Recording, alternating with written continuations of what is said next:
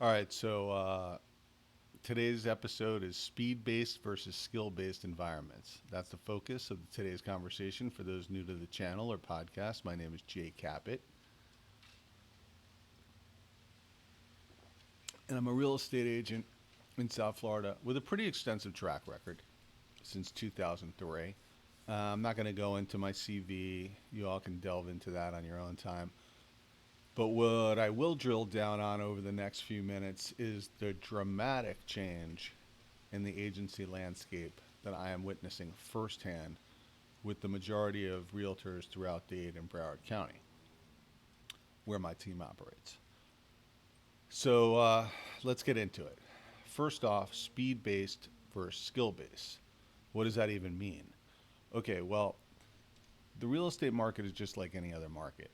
It follows lockstep with supply and demand, and the economics played out in a major way during the pandemic.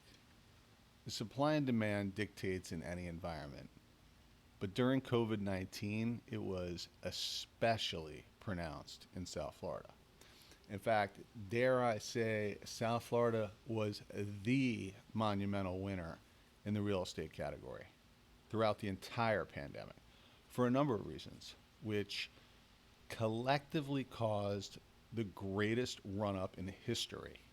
Lockdowns in other states fueled relocation to the Sunshine State, and the historically low interest rate environment, coupled with little to no inventory, proved to be extremely beneficial for anyone who was willing to sell their home.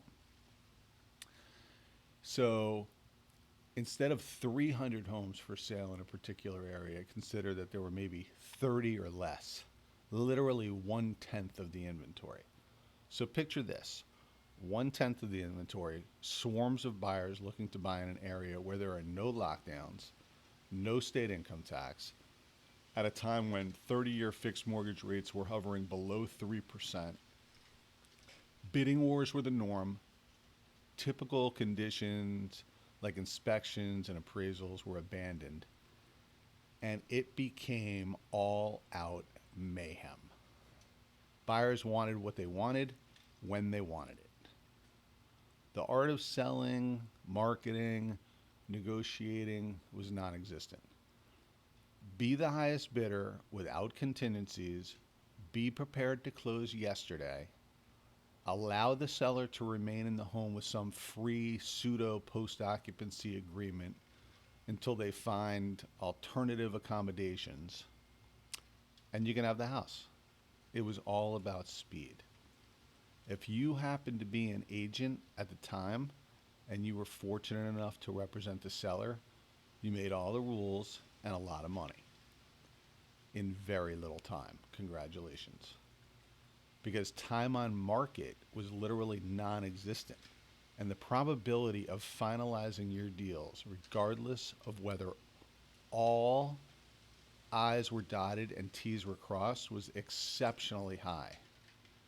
If you represented the ready, willing, and able buyer who absolutely needed a home regardless of circumstance, your job was a little tougher because of increased competition in the buyer pool, but you did well too. And while the buyer's reps needed to be a bit more skillful to successfully navigate his or her buyer to the front of the line, the skill sets on both sides of the transaction waned. So, what happens as a result? Well, outsiders see agents making money hand over fist, and they say, well, if they can do it, so can I. And voila, they go to real estate school, get their license, enter the workforce, and become another realtor in the mix of an already crowded field. And for a while, as the pandemic continued, as lockdowns force relocations, as the government doles out free money and keeps interest rates impossibly low, newbie agents entered the field with almost immediate success, amplifying the dangerous rhetoric that real estate deals are easy, systematic, and no more difficult than a simple online trade or ATM transaction. Case in point, during the incredible run in real estate, I encountered at least 5 new agents repping buyers for listings that I was representing. 3 of the 5 were brand new, literally just got their license at the behest of their buyer.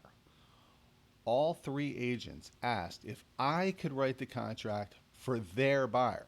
That's how little they knew about real estate.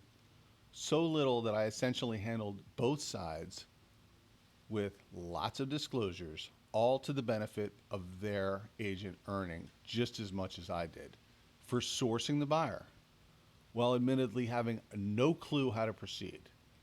But in a speed-based market, all of the aforementioned gets overlooked because at the end of the day, deals were closing, buyers were getting homes, and sellers were making windfalls in profit as equity in their homes soared. Win-win. But all good things, if you can call it that, come to an end, right? And as fast as this run-up occurred, the bottom is seemingly dropping out. There are fewer buyers now. There are many more sellers. The economy is slowing. Interest rates have literally doubled in 90 days. Experts are now suggesting that this is or soon will be the biggest correction in the history of real estate. So what happens for agents during this monumental shift? The simple answer, the transactional aspect shifts from speed to skill. Translation, there's no longer an emphasis on speed at all costs, regardless of specifics. Now, reality has set in. Homes are harder to sell.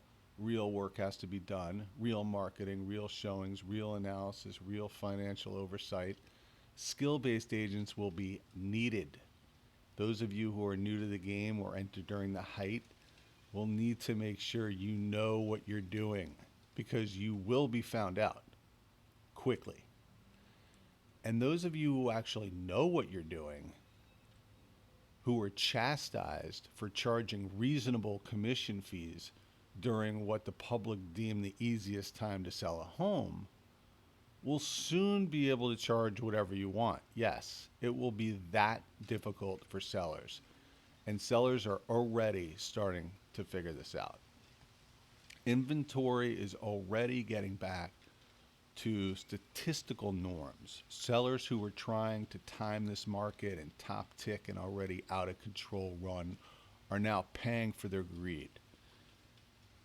They will be now undoubtedly chasing the falling knife, always questioning falling prices and challenging experts, insisting the rally will continue. Newsflash, it won't, it can't. Don't get me wrong, South Florida is just as popular as it was pre-pandemic, during the pandemic, and even now. But dynamics have changed, and the perfect storm that quelled real estate markets to perform better than ever, and better than even the most optimistic predicted, is effectively over. So what should agents do? Simple. What you were trained to do. Real estate is not for the weak or timid. If you got in during the pandemic, chances are you didn't get adequate training to understand what the job really entails. But the good news is that if you have acknowledged it, instead of pretending to know more than you do, you can align yourselves with individuals and market leaders who will help. Do not try and navigate, assist, or advise buyers and sellers without knowing what you're doing. The time for friendly transactions is fast fading. Quick, mindless transactions will soon be replaced with monumental troves of litigation stemming from botched contracts, ill-fated advice, fiduciary responsibilities, ethics violations. The list is long and endless, and lawyers will be front and center of every real estate transaction that isn't squeaky clean. You must be skill-based. So simply ask yourself, are you? If not, and you're serious about being a full-time real estate agent, call me, text me, email me, get in touch. There is plenty of opportunity for those who are good at what they do and rise to the top. You can be one of those people. Success is a choice, and there are no easy roads. Wishing you a very Merry Christmas and a Happy New Year.